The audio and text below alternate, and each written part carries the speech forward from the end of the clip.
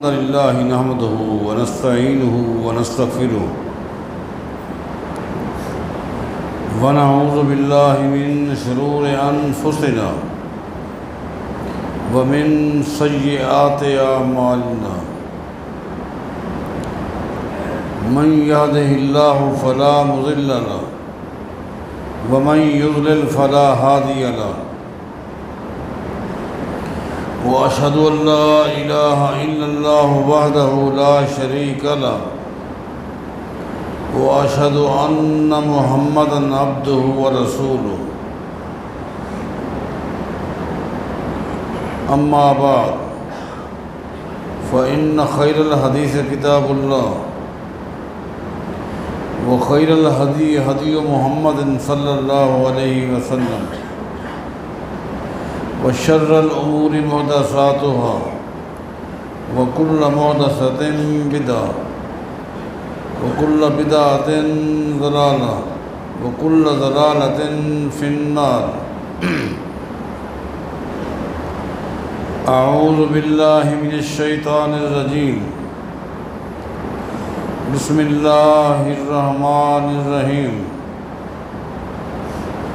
والسابقون الأولون من المهاجرين والأنصار والذين اتبعوهم بإحسان رضي الله عنهم ورضوا عنه.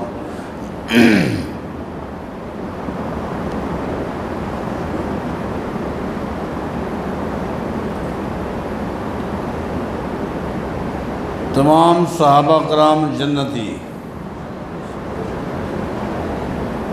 تمام صحابہ کرام کو اللہ تعالیٰ نے اپنی کلام کے ذریعے اپنی رضامندی کے سرٹیفکیٹ جاری کر دی.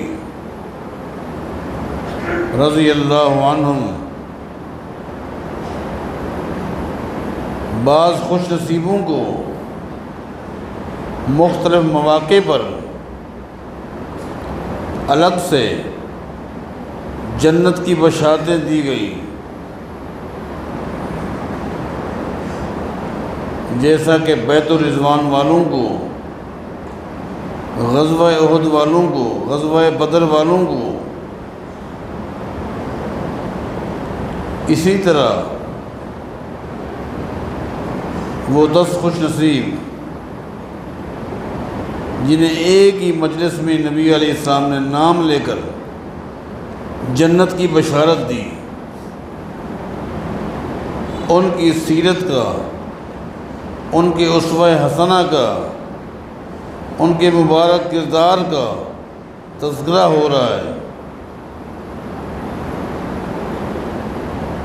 گزشتہ جمعہ سیدنا ابو عبیدہ بن جراح رضی اللہ تعالیٰ عنہ کے سیرت کے بعض پہلو کو آپ کے سامنے رکھا تھا.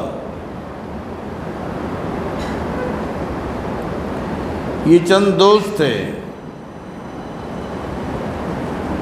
عبد الرحمن بن عوف ہو گئے رضی اللہ عنہ،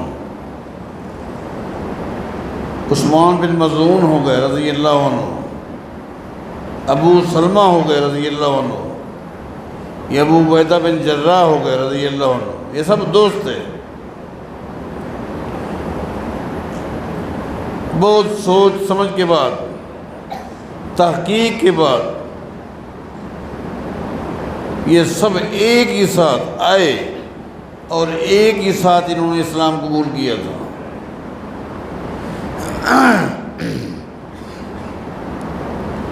دل کی گہرائی سے صحابہ کرام ایمان لائے تھے. یہی وجہ ہے کہ صحابہ کے ایمان کو معیار قرار دیا گیا ہے. فَإِنْ آمَنُوا بِمِثْلِ مَا آمَنْتُمْ بِهِ فَقَدِ اهْتَدَوْا. ایسا نہیں ان کے ایمان کو اسوہ قرار دیا گیا. یہ لوگ دل کی گہرائی سے ایمان لائے تھے. یہی وجہ ہے جو لوگ ان کے ایمان میں شک کرتے ہیں وہ خود ایمان سے خارج ہو جاتے ہیں.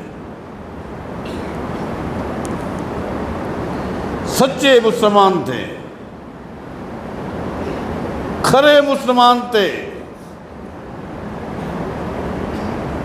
یہ محض صحابہ کرام کے انفرادی کردار کو پیش نہیں کرتا، ان کے منہج کو، ان کی فکر کو، ان کی دعوت کو، ان کے اسلوب کو بڑی ترتیب کے ساتھ آپ کے سامنے پیش کرتا ہوں۔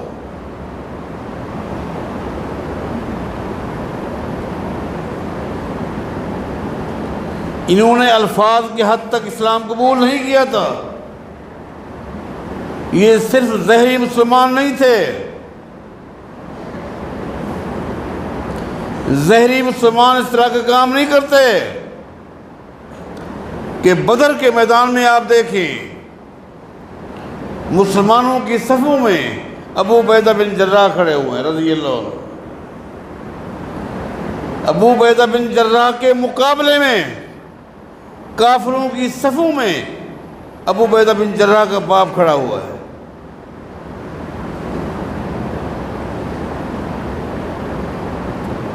ہم میں سے ہر آدمی اپنے ضمیر میں جھانک کر دیکھے کہ باپ سے محبت فطری محبت ہے، چاہے باپ یہودی کیوں نہ ہو، عیسائی کیوں نہ ہو، ایک فطری محبت ہے، اس کا کوئی بھی انکار نہیں کر سکتا۔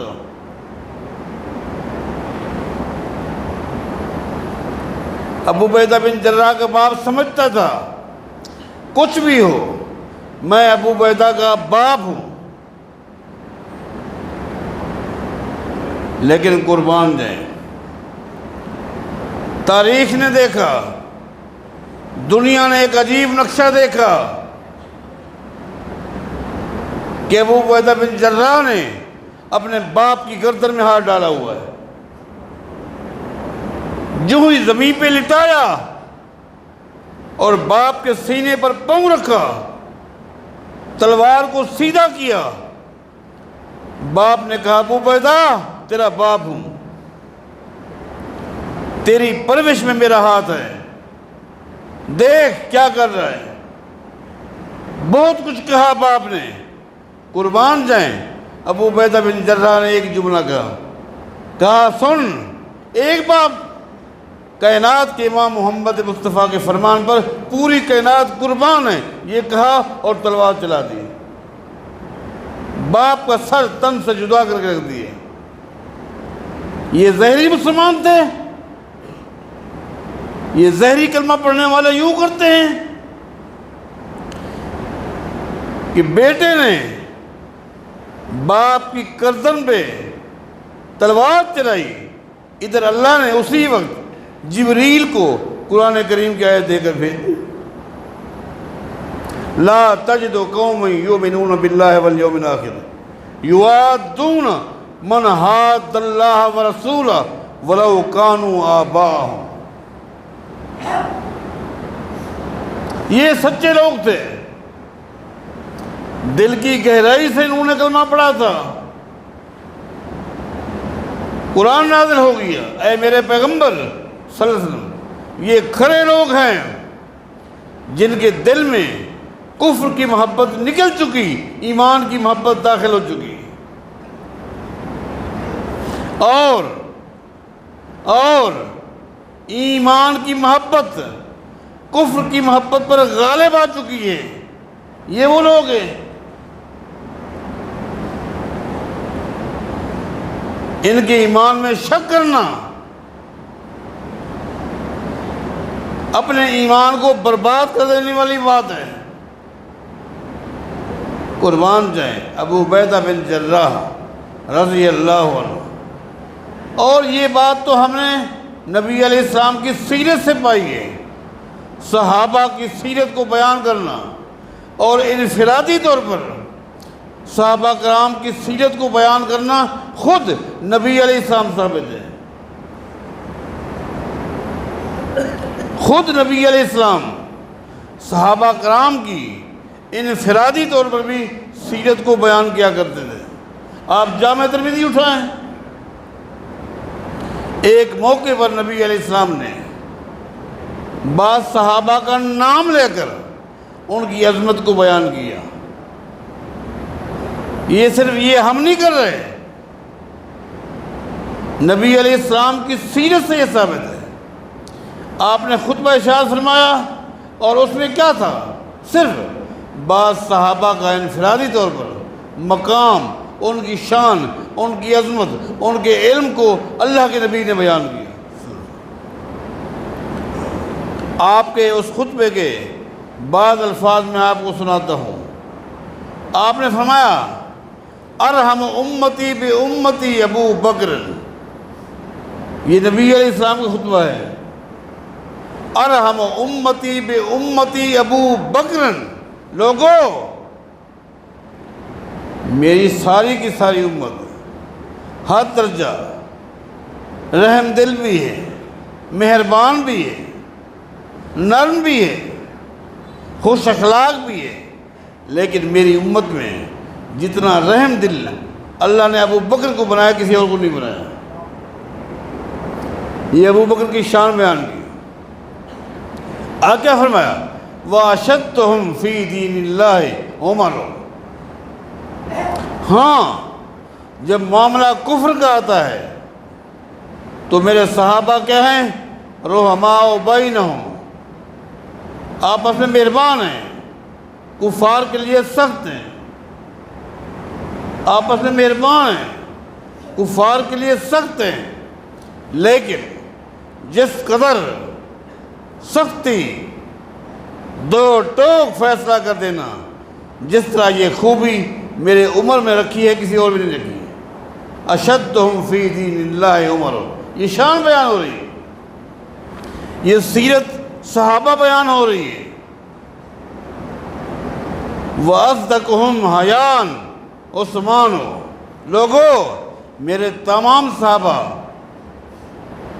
ہدایت اخلاق والے ہیں، شرم و حیا والے ہیں، غیرت والے ہیں، لیکن جو شرم و حیا اللہ نے میرے عثمان کو دیے کسی اور کو نہیں دی۔ وَعَالَمُهُمْ بِالْحَلَالِ وَالْحَرَامِ معاذ بن جبل، یہ نبی علیہ السلام کا خطبہ سنا رہا ہوں آپ کو۔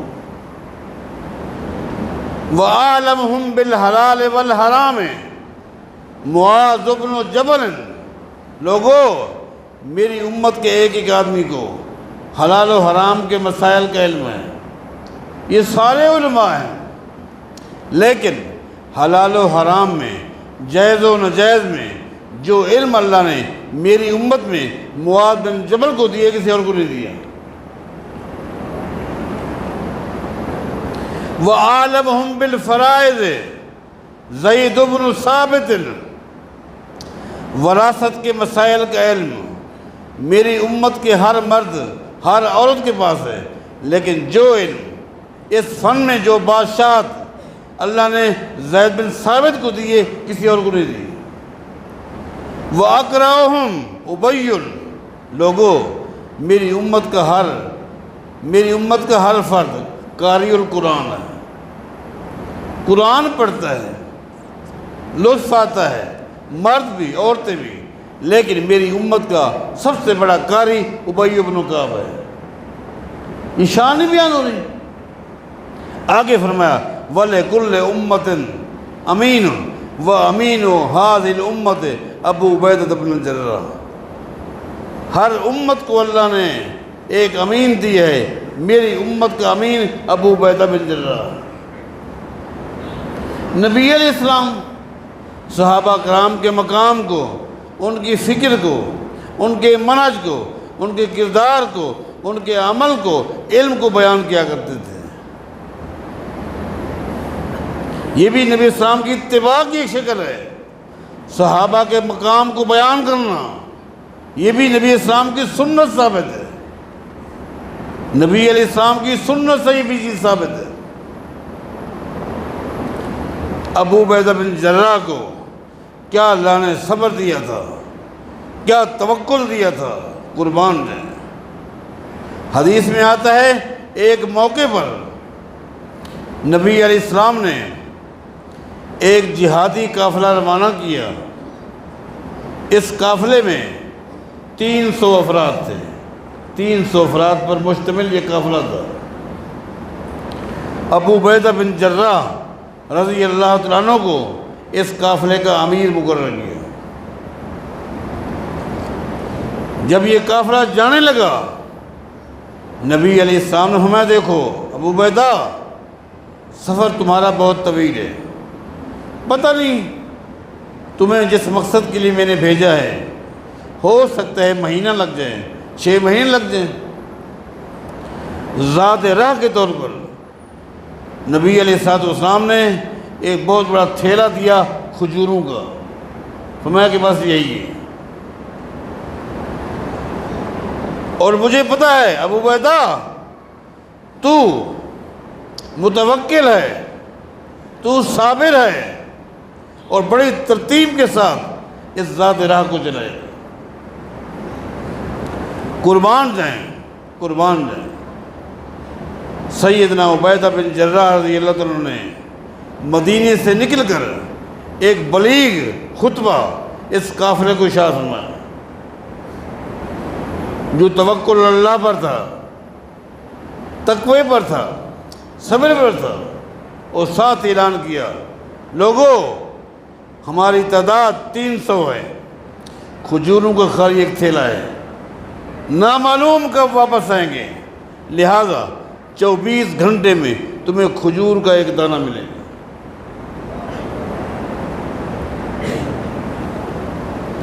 اور اس دانے کو تم نے کھانا نہیں بلکہ چوسنا ہے، چوسنا ہے، چوسنا ہے، اور اس پر پانی پینا ہے۔ قربان جائیں، ایسا بلیغ خطبہ تھا۔ سیدنا جابر کہتے ہیں اس خطبے سے ہمیں اتنا سکون ملا کہ ایک کھجور کیا، یہ تو ایسی لگی کہ انشاءاللہ اگر 1 سال میں کچھ نہ ملے یہی کافی ہے۔ روزانہ ایک کھجور کا دانہ قافلے کے ہر فرد کو ملتا رہا، ایک ملتا رہا، حتیٰ کہ سیدنا جابر کہتے رضی اللہ عنہ ایک دن ایسا بھی آ گیا کہ ہم نے خود دیکھا اپنے امیر کو، ابو عبیدہ بن جراح کو رضی اللہ عنہ، کہ دیکھ رہے تھے کہ اب تھیلے میں ایک دانہ بھی نہیں ہے۔ ہم نے آپس میں یہی کہا کل کیا بنے گا، کل کا کیا ہوگا؟ سیدنا جابر کہتے ہیں ہمارے امیر نے سن لیا، ابو عبیدہ بن جراح نے جمع کیا اور کہا جس ذات نے آج رزق دی ہے وہ ذات کل بھی رزق دینے پر قادر ہے۔ یہ ہے وہ شخص، یہ ہے وہ شخص۔ اگلے دن ہوا، سیدنا ابو عبیدہ بن جراح نے کہا آؤ ساحل سمندر پہ چلتے ہیں، ساحل سمندر پہ چلتے ہیں، سمندر کے کنارے پہ جاتے ہیں، سامنے ساحل تھا۔ ہم گئے، کیا دیکھتے ہیں، اللہ، ہم نے زندگی میں اتنی بڑی مچھلی کبھی نہیں دیکھی تھی جو مچھلی باہر پڑی تھی۔ اس مچھلی کو اٹھا کر لائے، آپ حیران ہوں گے، مچھلی کی جو مدت ہوتی ہے وہ 24 گھنٹے ہوتی ہے، اس کے بعد خراب ہو جاتی ہے۔ آخری حد جو ہے وہ 24 گھنٹے ہے، اس کے بعد اس میں ہینک آ جاتی ہے، وہ بات نہیں رہتی۔ قربان جائیں، سیدنا جابر کہتے ہیں اقمنا علیہ عشرا ونحن 300، ہم وہاں جہاں ٹھہرے ہوئے تھے، جس مقصد کے لیے نبی علیہ السلام نے ہمیں بھیجا تھا، اس مقصد کے لیے ہم وہاں رکے تھے، 1 مہینہ ٹھہرے رہے اور 1 مہینہ تک وہی مچھلی کھاتے رہے۔ صبح کو اسی کو پکا کے کھاتے تھے، شام کو اسی کو پکا کر، اسی کی چربی، اسی کا تیل، 1 مہینہ، 1 مہینہ۔ کتنی بڑی مچھلی تھی؟ حدیث میں آتا ہے، سیدنا جابر کہتے ہیں رضی اللہ عنہ ایک دن ہم لوگوں نے اس مچھلی کا ایک کانٹا زمین میں گاڑا، اس کو ہم نے درہ بنایا، درہ، دونوں طرف سے گاڑا، اور درمیان سے ہمارا ایک ساتھی اونٹ پر بیٹھ کر گزرا، لیکن وہ کانٹا ٹکرایا نہیں۔ ایک دن ابو عبیدہ بن جراح نے کہا رضی اللہ عنہ، آج اس مچھلی کی آنکھ نکال کر پکا کر میں تمہیں کھلاؤں گا۔ آج اس مچھلی کی آنکھ نکالتے ہیں اور وہ پکا کر کھلاتے ہیں۔ نوجوان لگ گئے۔ اس مچھلی کی ایک آنکھ کو جب نکالا گیا، سیدنا ابو عبیدہ بن جراح نے کہا، اب کچھ نوجوان اس خول میں بیٹھے، میں دیکھوں اس مچھلی کی آنکھ کے خول میں کتنے مجاہد آتے ہیں۔ تو کہتے ہیں 13 مجاہدین ایک آنکھ کے خول میں بیٹھ گئے۔ اب آپ سوچیں وہ کتنی بڑی مچھلی ہوگی۔ جس مچھلی کی ایک آنکھ کے خول میں 13 مجاہدین بیٹھ گئے، 13 مجاہدین بیٹھ گئے۔ فلما قدمنا الی المدینۃ واتینا رسول اللہ صلی اللہ علیہ وسلم واخبرنا بہ بذلک، ایک مہینے کے بعد جب ہم آئے اور نبی علیہ السلام کو ہم نے بتایا تو ہم نے کہا وہ مچھلی تو ہم نے کھائی، لیکن سوال یہ ہے کہ ہم نے شکار تو نہیں کیا تھا، باہر پڑی تھی، ہمارا وہ کھانا صحیح تھا کہ نہیں؟ نبی علیہ السلام نے فرمایا ہوا رزق اخرجہ اللہ لکم، یہ مچھلی اللہ نے خاص طور پر تمہارے لیے باہر بھیجی تھی۔ اخرجہ اللہ لکم، حدیث کے الفاظ ہیں، اللہ نے اس مچھلی کو خاص طور پر تمہارے لیے بھیجا تھا۔ لیکن افسوس، اتنی قیمتی، اتنی برکت والی مچھلی کہ ایک مہینہ تک اس کی خوشبو میں کوئی تبدیلی نہیں ہے، ایسی چیز تم میرے لیے کیوں نہیں لے؟ صحابہ نے کہا ابھی تک ہمارے پاس موجود ہے، مچھلی بھی موجود ہے، تیل بھی موجود ہے، نبی علیہ السلام کے سامنے پیش کیا گیا۔ توکل اللہ، اس کے برکات۔ لیکن بات لمبی نہ ہو جائے، ابو عبیدہ بن جراح کے حوالے سے آخری بات کہہ دیتا ہوں۔ بہت ساری ان کی زندگی کے پہلو ہیں، دل کرتا ہے ان کو بیان کیا جائے۔ سن 18 ہجری کا واقعہ ہے، توجہ کے ساتھ سننا ہے۔ سن 18 ہجری کا واقعہ ہے۔ ان ایام میں سیدنا ابو عبیدہ بن جراح رضی اللہ عنہ ملک شام میں تھے۔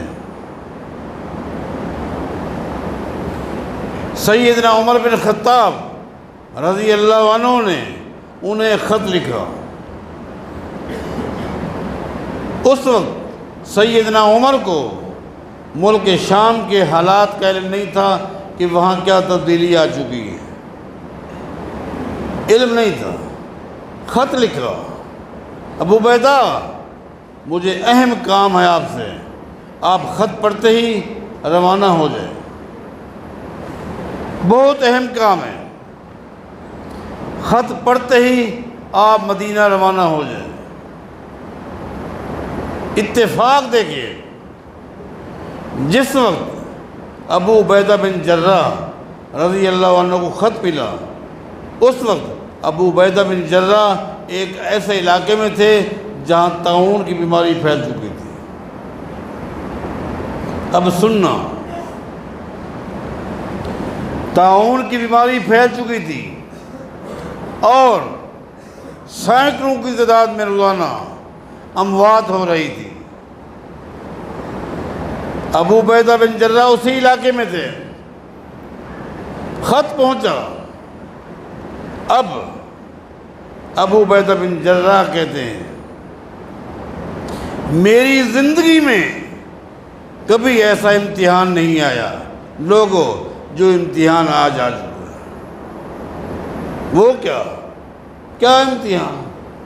کہا ایک طرف امیر المومنین سیدنا عمر بن خطاب رضی اللہ تعالیٰ عنہ کا حکم نامہ ہے خط پڑھتے ہی روانہ ہو جائیں۔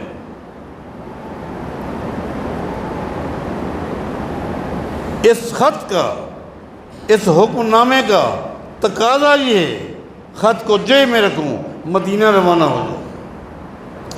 لیکن دوسری طرف کائنات کے امام محمد الرسول اللہ صلی اللہ علیہ وسلم کا فرمان ہے، اذا سمعتم به ارضا فلا تدخلوا علیہ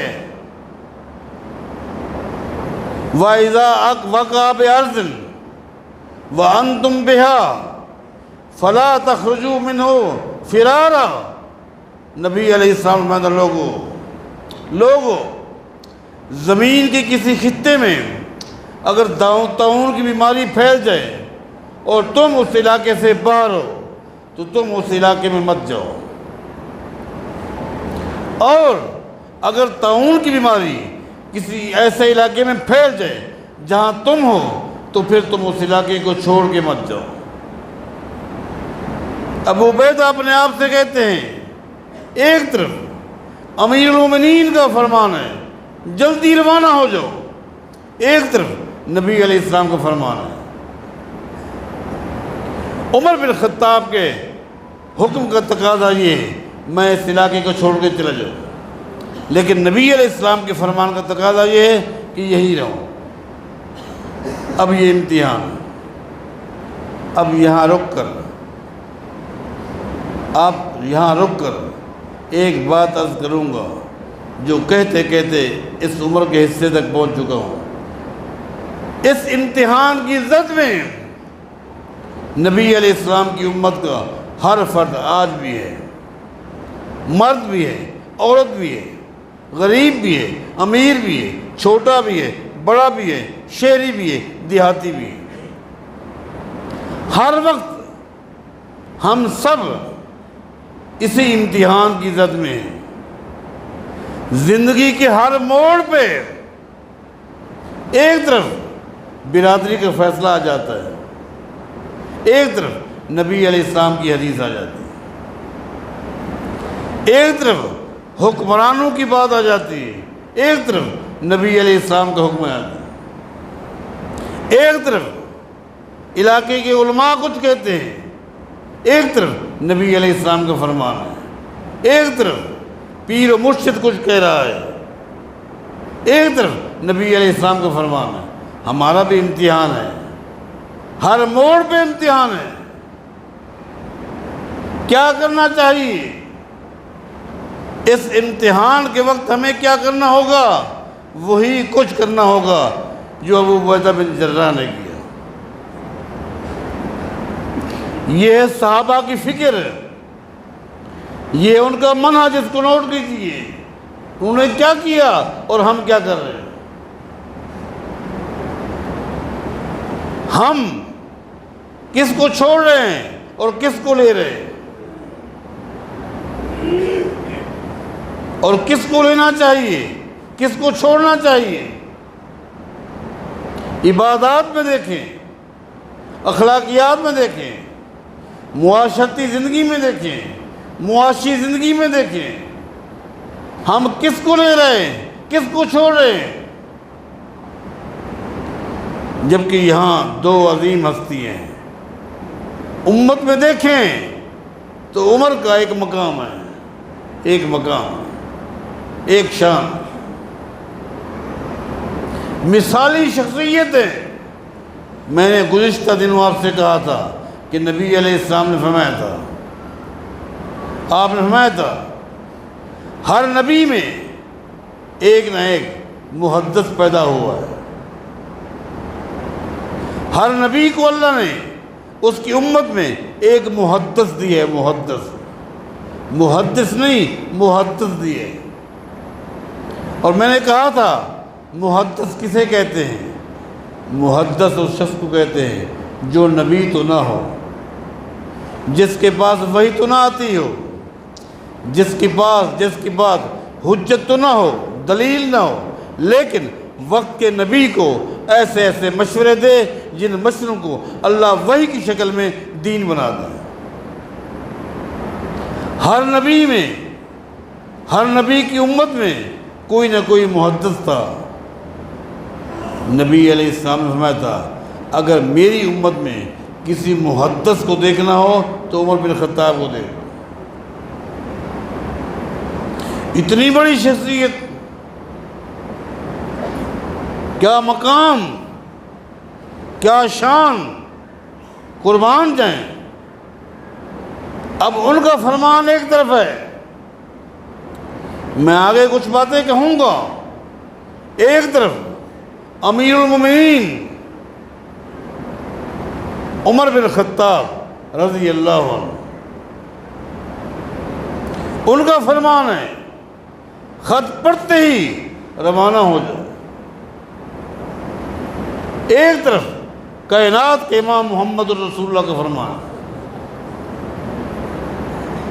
فلا تخرجوا منہ فرارا، خبردار جس علاقے میں طاعون کی بیماری پھیل جائے اس علاقے کے رہنے والوں کو باہر نہیں جانا چاہیے۔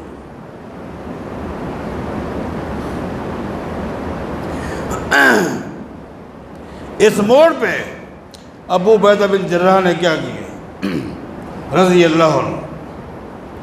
امیر المومنین سیدنا عمر بن خطاب رضی اللہ عنہ کے خط کے نیچے لکھا، خالی نبی علیہ السلام کے حدیث لکھی،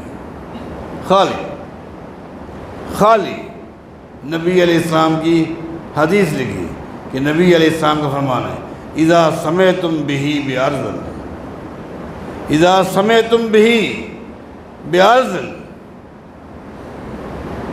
جب یہ بیماری طاعون کی کسی علاقے میں پھیل جائے تو تم اگر اس علاقے سے باہر ہو تو مت جاؤ۔ وَإِذَا وَقَعَ بِأَرْضٍ وَأَنْتُمْ بِهَا، اگر کسی علاقے میں یہ بیماری پھیل جائے تم وہاں ہو تو وہاں سے مت جاؤ۔ اے امیر المومنین، آپ کا جب خط ملا اس وقت سے لے کر ابھی تک میں اس علاقے میں ہوں جہاں طاعون کی بیماری پھیل چکی ہے، خط روانہ کر دیں۔ قربان جائیں، قربان جائیں عمر بن خطاب کے فیصلے کو نبی علیہ السلام کی حدیث پر قربان کر دیا۔ اب میں کیا کہوں اور کیا نہ کہوں؟ اگر نبی علیہ السلام کے فرمان پر عمر بن خطاب کے فیصلے کو قربان کیا جا سکتا ہے، عمر بن خطاب کے بعد مجھے اس امت کا کوئی ایسا شخص بتائیں جس کا مقام، جس کی شان، جس کی عظمت عمر بن خطاب سے زیادہ ہو، جس کے فرمان کو، جس کے حکم کو، جس کے فیصلے کو، جس کے فیصلے کو نبی علیہ السلام کی حدیث پر قربان نہ کیا جا سکتا۔ نہیں، نہ کوئی پیدا ہوا اور نہ کوئی پیدا ہوگا، قربان کر دیا۔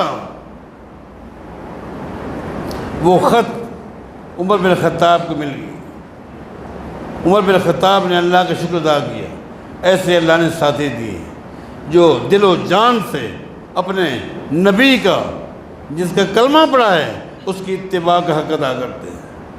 چند دن گزرے، سیدنا عمر بن خطاب غالباً جمعہ کا خطبہ تھا، مسجد نبوی میں خطبہ ارشاد فرما رہے تھے۔ خطبے کے دوران کسی نے آ کر خط پکڑا دیا، سیدنا عمر نے خطبے کے دوران اس خط کو پڑھا اور آنکھوں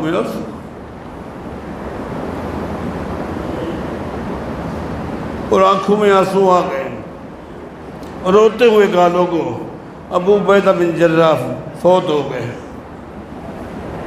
فوت ہو گئے، اسی طاعون کی بیماری میں فوت ہو گئی جس بیماری کے بارے نبی علیہ السلام نے فرمایا تھا لوگوں یہ طاعون کی بیماری کافروں کے لیے عذاب ہے اور مسلمانوں کے لیے رحمت بھی ہے اور شہادت بھی ہے۔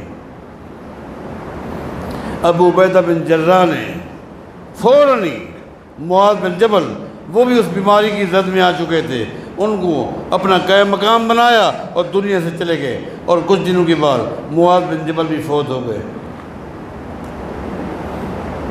اپنی جان قربان کر دی ان لوگوں نے، لیکن نبی علیہ السلام کی اتباع میں کمی نہیں آنے دی۔